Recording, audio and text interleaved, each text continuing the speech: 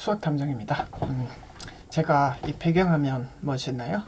자, 자연에 좀 나온 걸로 배경화면을 깔았습니다. 자, 이게 호랑이라고 되어 있죠. 자, 여기 이름이 자, 자연을 벗삼아서 제가 호랑이가 되어서 그 수학 고민을 하는 학부형님과 학생을 도우려고 이 영상을 찍게 되었습니다. 자, 오늘 제가 말씀드릴 주제는 수학 문제 풀고 나서 흔히들 채점 대신 해주는 분들이 많잖아요. 이 현상이 과연 좋은 현상인가 아니면은 나쁜 현상인가 아니면은 관계없는가, 그러니까 케바케라 그러더라고요. 그 현상에 대해서 말씀을 해드리도록 하겠습니다. 먼저 이 설문조사는 포만안이라는 수험 사이트에서 제가 설문을 했고요. 항목을 살펴보면 바람직하다, 그러니까 대신해 주는 것은 친절한 느낌이 든다. 얼마나 꼼꼼하냐. 그리고 두 번째 항목이 누가 대신해 주건 똑같다고 생각하신다는 거죠. 그리고 세 번째 항목은 제가 원래 이렇게 궁극적으로 이렇게 하라라고 하는데 생각보다는 투표율은, 그러니까 저기에 투표한 사람들의 비율은 낮았습니다. 그리고 이 항목에 대해서 다른 생각을 가진 분들을 위해서 기타 항목도 제가 만들어 놨습니다. 그러면 제가 하나하나 저 항목에 대해서 설명을 해 드릴게요. 사실 첫 번째는요, 저렇게 하시는 분들이 은근히 제가 주변에서 많이 봤어요. 왜 저렇게 하나를 봤더니, 다시 그 답안지 치팅 있죠? 저 키워드 때문이더라고요. 근데 제가 실수하는 거다라는 표현을 썼죠. 근데 이분들 생각도 이해는 돼요. 왜냐면 초등학생이니까 어리니까 내 발달이 충분하지 않은 것도 사실이에요. 그래서 판단이 미숙하니까 답안지의 유혹을 많이 받는다. 그래서 채점을 대신하는 거다 라고 하는데, 저 같은 경우에는 저학년이죠. 아주 어린 저학년만 제외하면 그 답안지를 한번 맡겨봐요. 그래서 어, 답안지를 사실 아이가 스스로 채점하게 해야 맞는데, 근데 그러면 답안지 채팅이 걱정되잖아요. 제가 방법을 말씀을 해드리면, 감독을 하세요. 감독하에 하면은 그런 걱정을 안 하셔도 돼요. 뭔가 감독을 하고 있으면은 그 치팅을 할 일이 줄어들죠. 그런데 제가 여기서 또 주의사항을 말씀드리면, 그러니까 스스로 진짜 그 채점하기 어려운 저학년들 있잖아요. 진짜 꼬맹이들은 채점하는 장면을 반드시 아이하고 공유를 했어야 돼요. 자, 그 이유는 제가 좀 이따 말씀을 드릴게요. 그러면 이렇게 하세요라고 하면은 그래도 왜 그렇게 해야 되지? 분명히 그러시는 분들이 있을 겁니다. 그 이유는 저기 파란색으로 적어놨죠. 채점을 하는 사람이 공부가 되기 때문입니다. 엄마가 하면 엄마가 공부가 되는 거고, 아이가 하면 아이가 되는 거고. 그래서 아이를 진짜 그래도 나는 못 믿겠다 싶으면 그 감시 감독하에 제가 아까 하라는 말씀을 했죠. 근데 주의사항이 하나 더 있어요. 중간에 아이가 하다가 특별히 문제가 없으면은 입 다물기, 잔소리 하지 말기, 요거 꼭 지켜주시라는 겁니다.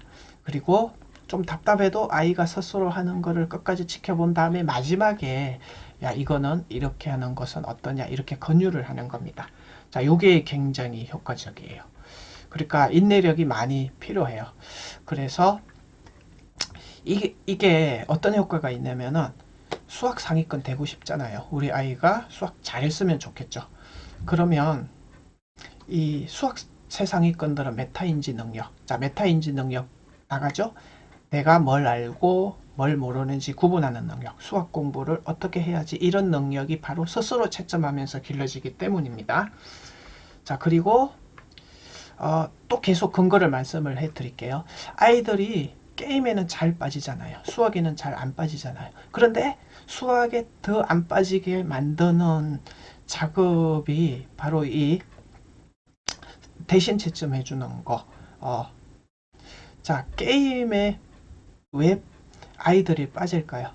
게임에 빠지는 이유는 게임을 하면은 화면 옆에 바로바로 점수가 뜨잖아요. 근데 채점을 내가 하게 되면 내가 그 점수를 빨리 보게 돼요. 빨리 피드백이 이루어지니까 몰입도가 굉장히 높아지게 돼요. 자, 그런 이유가 있습니다. 자, 이제는 다음 항목. 내가 하는 거나 남이 하는 거나 똑같지 않나 이렇게 생각하시는 분들 많아요. 절대 같지 않습니다. 만약에 꼭 대신해야겠다라고 하면은 학생을 끼고 하세요. 알겠죠? 이거는 타협을 보는 겁니다. 그래서 이런 상황은 좀 피하세요. 나는 열심히 채점하고 있는데, 엄마가 열심히 채점하고 있는데 아이가 다른 식당에 가서 뭘 먹고 있어. 아니면 친구랑 막 놀고 있어. 그동안에 아이는 머릿속에 남게 되는 거는 수학을 푸는 것만 남지, 내가 어디서 틀렸고 약점 체크하는 이 기회를 없어지게 하는 거랑 똑같거든요. 그래서 이 순간에는 벌써 제가 뭐라고 적어놨어요. 한 박자 내지는 두 박자 공부가 뒤처지는 거예요.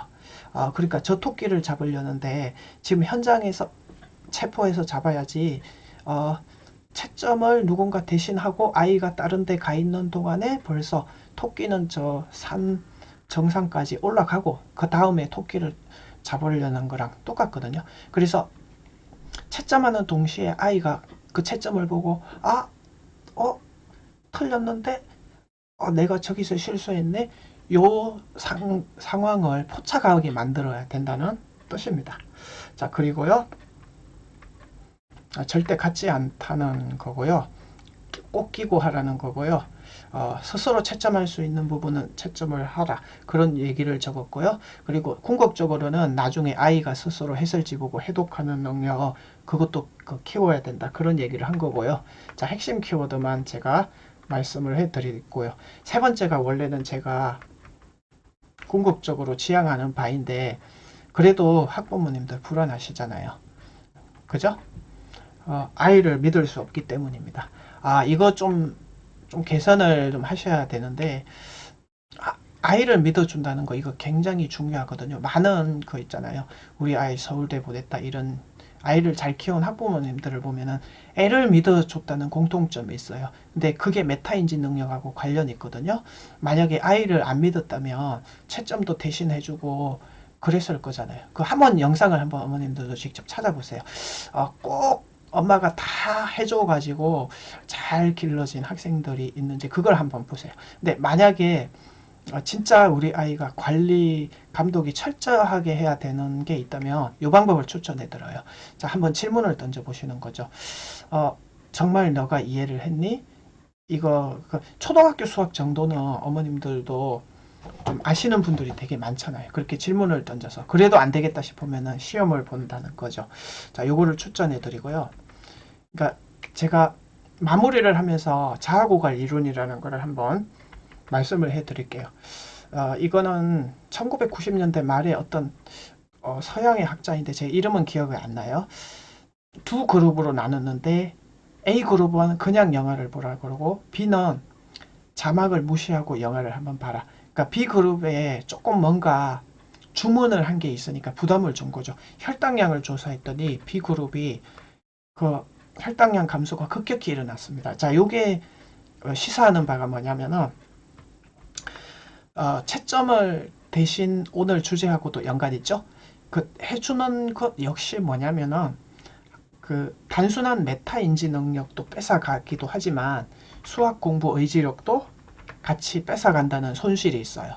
그러니까 메타 인지 능력도 구분하는 능력이죠. 스스로 채점만 했다면은 내가 뭘 알고 약하고 뭘 공부해야 되는지 이게 머릿속에서 이게 되는데, 자꾸 이런 거를 이제 간섭하기 시작하면은 의지력도 같이 고갈이 된다는 거죠. 그래서 뭐 흥미도 잃게 되고 판단하는 능력도 두 가지 토끼를 놓치게 된다는 거고요. 그래서 약간의 강제성은 저는 반대하지 않아요. 그러니까 아무리 최상위권도 뭔가 강제력이 사라지면 좀 느슨해지기 쉽고 그런 게 있거든요. 근데 하지만은 궁극적으로는 공부는 자기가 하는 거예요. 그래서 스스로 선택하고 스스로 극복하게 만들어 줘야 되는데 그 잠시 잠깐은 채점을 해 주시되 궁극적으로는 나중에 가서는 내가 채점을 안 해주고도 스스로 판단을 하고 스스로 그 내가 간섭을 안 해도 스스로 판단해서 할 수 있는 이런 아이로 길러 주시라는 겁니다. 네, 오늘은 여기까지입니다.